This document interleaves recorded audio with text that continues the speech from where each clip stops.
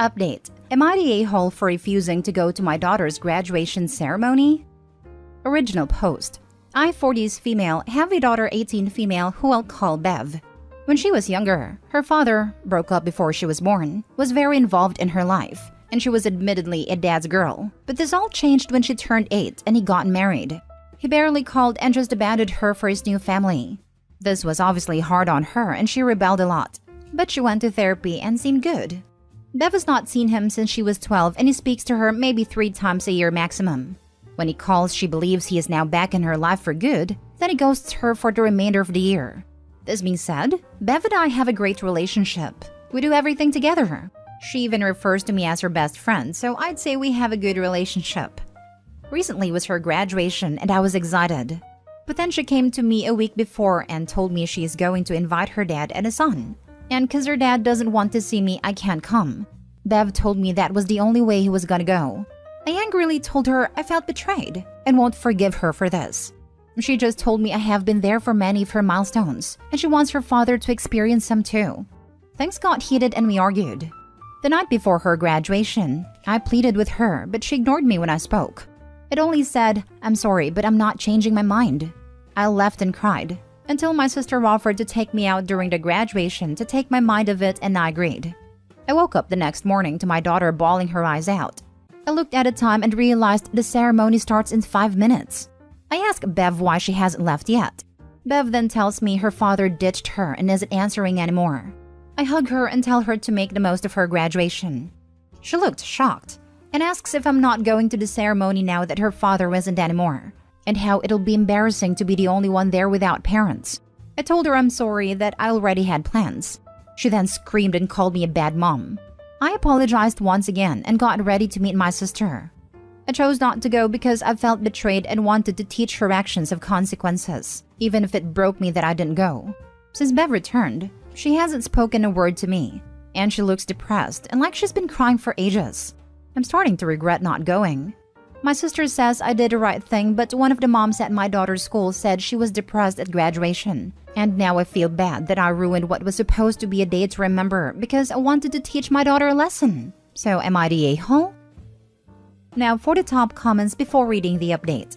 Not the a-hole. You gave her an important lesson about maintaining relationships with the people who are there for you and not blowing them off for the next new thing that comes along. I fully agree. Daughter treated her horrendously. Daughter might now go no contact, but she would be an a-hole to do so given how she's treated her mother. Adopi, stop apologizing. You didn't do anything wrong. The more you apologize, the more your daughter believes that she was right in her actions. At best, you can say, "Look, I understand you're hurt and I'm sorry you're upset, but this is a consequence of your actions." You, as a parent, could have handled this better. You could have just went to support her, despite how she hurt you by pulling that crap with her dad. And this is by no means agreeing with what she did. I firmly believe she was an a-hole for that, nor diminishing your hurt feelings. That being said, graduating from high school is a pretty big deal. If I was in the same situation and this happened to my kid, I would have been there for her. Because if you love your child, you stand up for them, despite their misguided and ill-advised intentions to capture the love of an absent parent. Had you done that, it would have the desired effect of her seeing that her dad really ain't shit to where he can even pull it together to be there for his kid. Despite him not wanting to see you, he should have been able to suck it up for at least a couple of hours, as opposed to attempting to ban you from the ceremony. But he didn't. What he did was way worse. He dashed her hopes and let her down. Again. That act alone was sufficient enough to rip the blinders right off her. And you went right ahead and compounded the issue. Instead of being the best friend and parent that she says you are, you essentially abandoned her too. That was like a punch to the gut, and she got a hard dose of reality. Like I said before, I am in no way condoning what she did, but what you did could just as easily backfire on you. Not only did her dad ditch her for one of the most important events in her life, but so did her mother, all in an effort to punish her for hurting your feelings. Being a parent means that this happens from time to time. Nobody's perfect, and we all mess up from time to time. If you don't want your feelings hurt, don't have kids, don't get married, etc. If you don't get ahead of this, you will be on a fast track to no contact with your kid. Do you really want that? As soon as she's able, she'll try to get away and stay away from you as fast as she can. You need to apologize and make it right. But seeing as she still lives with you, you also need to make this a teachable moment. Acknowledge that you acted out of hurt and anger. Let her know while you could have handled it better, your feelings were no less valid. Remind her of the fact that you were there for her this whole time when her father would make only cameo appearances. And for her to deny you the chance to share in this achievement with her was really painful and unfair to you. Help her to understand that her father has shown a consistent pattern of behavior where she is concerned and is very unlikely to change it. He has shown her over and over again who he is. It's time for her to believe him. Do this without bad-mouthing him. I cannot stress enough how important this is. She needs to draw her own conclusions from this. And last but not least, both of you need to go back to therapy. This is a big hurdle to overcome, but with time and patience and a helpful outside perspective, you two can see yourself through to the other side of this. Hoping the best for you both. Final judgment, everyone sucks here. Now for the first update. I don't think I'm a bad mom for this one thing, and I accepted judgment and read everything. To answer your question, Bev does go to therapy. This isn't the first time Bev has ditched me for her dad. She's been doing it for 10 years. This is the first time I have said no to her after her father abandoned her.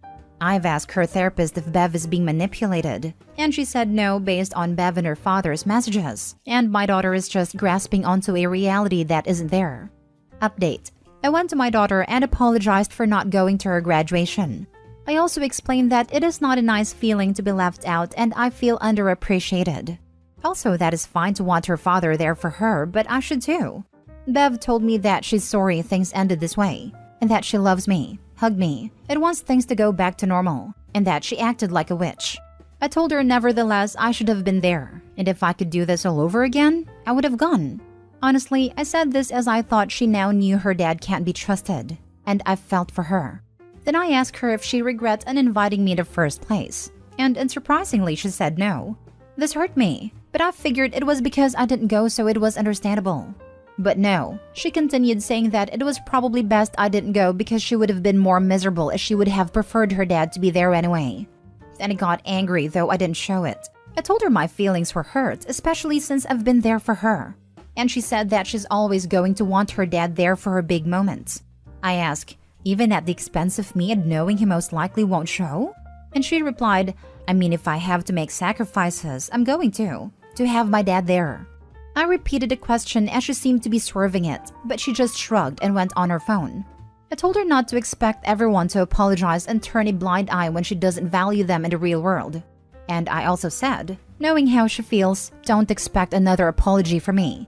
And this is the last time I'm doing this. She looked teary-eyed, but I left. I don't know how other parents do this. I know her father is going to keep abandoning her, and honestly, I'm at my limit. And if I didn't know whether I was wrong or not before, I definitely know I was right in not going.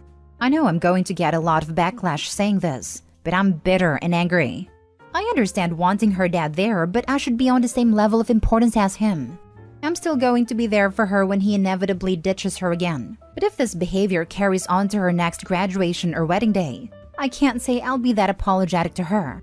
I should have just listened to NTA. Potentially consider getting therapy yourself, even temporary. I'd have a hard time getting past this, even for my own daughter. I'm sorry this situation is part of your life right now. I agree that Opie should get some therapy if not already receiving any.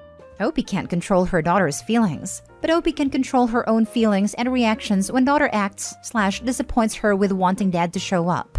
Opie, this is a tough situation and I do hope it works out for you. I would have similar feelings of frustration/resentment/anger. Hopefully, daughter will see that her dad's action speaks louder than words. When someone shows you who they are, pay attention. Gosh, I know it's hard, but if she honestly feels that way, then you're right in how you responded. What happens when she gets married? Probably the same thing. That's what I was thinking. How much you betting that Opie will not be invited to Bev's wedding so that her father can walk her down the aisle? I'm so sorry, Opie. I would have been devastated. I feel heart sorry for you. True. And if that happens, I hope Opie doesn't fund a dime of it or lift a finger to help plan a wedding she's not invited to. If daughter truly prefers dad over Opie to the point of excluding her, I'd take a hard look at if you want to continue to be a doormat, even to your own daughter. If raising her and supporting her all of these years hasn't earned you respect from her, then maybe it's time to let your daughter reap what she sows. This hurts to read. I'm sorry, OP. I'm not a parent, but I think at this point all you can do is let her walk her own path. I bet eventually she'll come to terms with the fact that her father is not a man of his word and realize how much you've done for her. Now for the second update. I'm going to refer to Bev's father as Fred. For the past few months, I've done a lot of reflection. Although I can't say I regret not going to Bev's graduation ceremony, I do wish I handled the situation more like an adult. Growing up, I was taught to never ask questions I don't want the answer to, and that is exactly what I did with my daughter. I shouldn't have asked if she regretted uninviting me because truthfully I didn't want to hear the answer, and for that, I think I acted childish. To clear up some misconception, I don't speak to Bev's father simply because he refuses to be cooperative. Also, when I said Bev referred to me as her best friend, this doesn't mean I treat her like my equal. I do parent her. She did get grounded and get her phone taken away when she misbehaved at school, etc., which is rarely. I think she calls me that because she feels comfortable talking to me about everything. Now to the update. There was an incident after where Bev wanted her dad's help her move into her college apartment before term started, but he refused because he had work. She begged for weeks. The whole 3-hour ride to her college was her crying hysterically. My sister consoled her, but if I'm being honest, I was angry. Angry at my daughter as she refuses to go to therapy anymore, but seriously angry at my ex. It took me ages after graduation, but I finally got in contact with Fred's aunt. I explained the situation and that I need to get into contact with him, as he's either ignoring or not getting my messages. He ended up sending me a very long letter. In a small nutshell, it said that my daughter has been stalking and threatening him and his family, and he's been trying to have a healthy relationship with her, but she keeps being aggressive, so he had to distance himself. He acknowledges he hasn't been the best father, but he tried for the past few years, and Bev is too aggressive, so he had to put the safety of his family first. As for the graduation, he wrote that he definitely refused to go. It only said it was probably for the best, as I probably wouldn't feel too comfortable with him there. He said not to contact him again, and that we've done enough damage. He even added photos of messages between him and Bev where she says deeply troubling things, like physical threats. Personally, I thought everything he said was BS and misconstrued. I spoke to Bev and told her of her father's accusations. She broke down in tears hysterically and admitted that she hasn't been the nicest to Fred's wife and child, understandably, but she never threatened and stalked them. I was trying to calm her down. I told her I believe her and suggested therapy. Then she turned on me, blaming me for the breakdown between her and her father's relationship. She swore at me and broke stuff. She told me to stop trying to villainize her father when I'm the problem. She called me a burden and a cancer and said I should have stayed out of her business. I was called a bad mother and told I should burn in hell. To be clear, she was never violent towards me.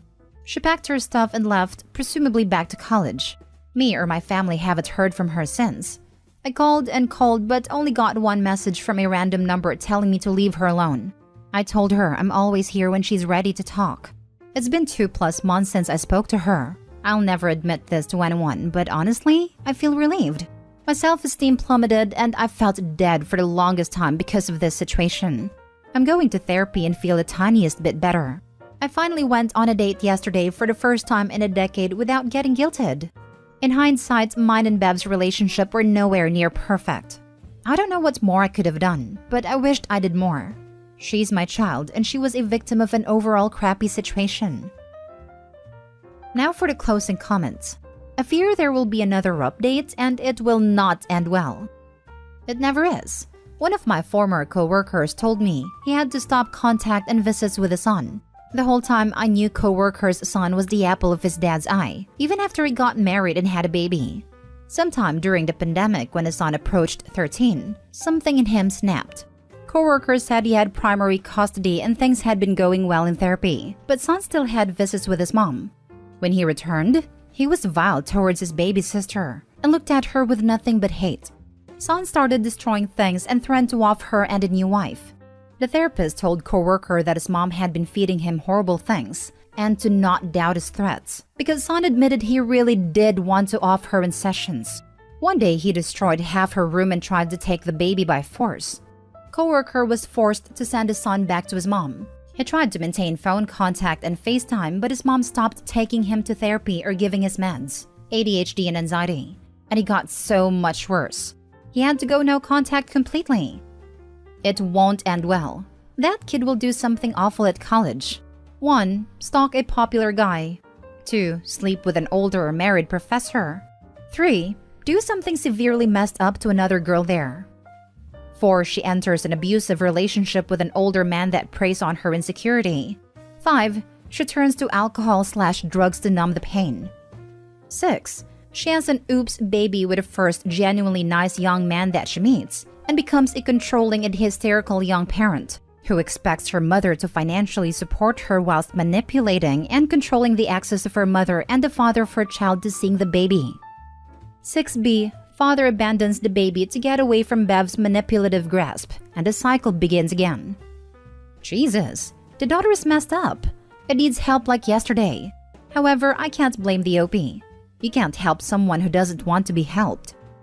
Would have been really helpful if her father had actually alerted the mother, so something could have been done in her teens straight away. Yeah, his refusal to communicate with her or tell her about these issues is so stupid and immature. I do wonder if there's something missing there in terms of the reason though, considering OP thoroughly dismisses the seriousness of what her daughter had been doing. I don't know how I feel about a deadbeat accusing the kid who walked out on of stalking. It feels like he was almost mad he couldn't disappear. Like underage kids still knew his phone number and all that. I don't doubt kiddo was nice to new wife and kid, but it's probably more about them than to how much can a kid be mean to people she never sees. It feels like dad is using scary sounding words to get a particular reaction. It feels like kiddo keeps constructing an alternate narrative for each event, where her deadbeat dad promises to be there and then breaks down when reality hits and he doesn't show.